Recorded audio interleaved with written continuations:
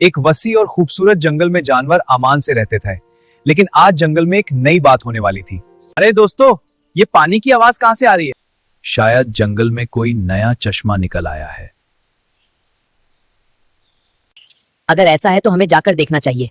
हाँ, सही सोचा तुमने। हाँ, चलो सब मिलकर इस आवाज का राज मालूम करते हैं। ठीक है, हम सब मिलकर इस आवाज का पता लगाएंगे। हाँ चलो। देखो, वाकई यहाँ साफ पानी बह रहा है। हाँ, कितना सुंदर है ये झरना। चलो हम मिलकर इससे देखें।